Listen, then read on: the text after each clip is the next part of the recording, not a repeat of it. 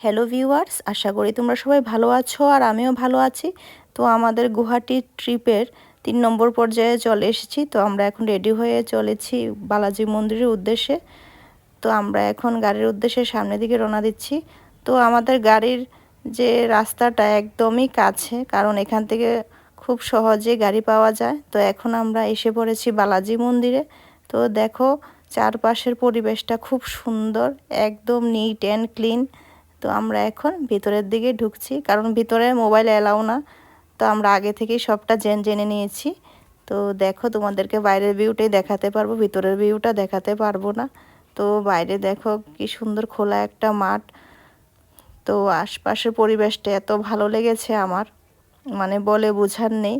তো আমরা এখানে দাঁড়িয়ে কিছুক্ষণ ফটোশ্যুট করে নিয়েছি, কারণ ভিতরে মোবাইল অ্যালাউ না।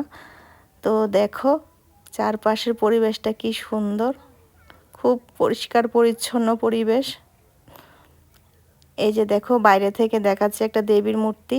তো আমরা এখন এখান থেকে বেরিয়ে চলে যাব হোটেলের উদ্দেশ্যে, কারণ আমরা সকালেও আমরা জার্নি করে এসেছি।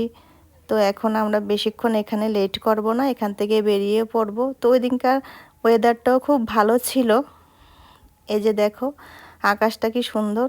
তো এখন আমরা হোটেল থেকে বেরিয়ে পড়েছি ফেন্সি বাজারের উদ্দেশ্যে। তো আমরা এখানে ফেন্সি বাজারে কিছু শপিং করব।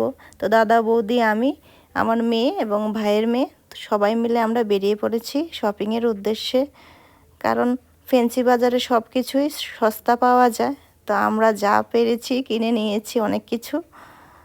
এই যে দেখো প্রচুর মানুষের ভিড়, দুনো পাশে রাস্তার দুনো পাশে প্রচণ্ড ভিড়। তো কী জিনিস চাইবেন আপনারা সব কিছুই এখানে পেয়ে যাবেন। তো আমার ভিডিও যদি ভালো লাগে তাহলে লাইক, শেয়ার এবং সাবস্ক্রাইব করে দেবে, যাতে আরও ভালো ভালো ভিডিও তোমাদের সঙ্গে শেয়ার করতে পারি।